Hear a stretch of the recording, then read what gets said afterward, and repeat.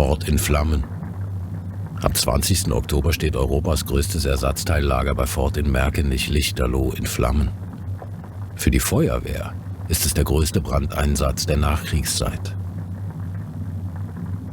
Das Feuer war am Mittag von Mitarbeitern entdeckt worden und breitete sich explosionsartig aus.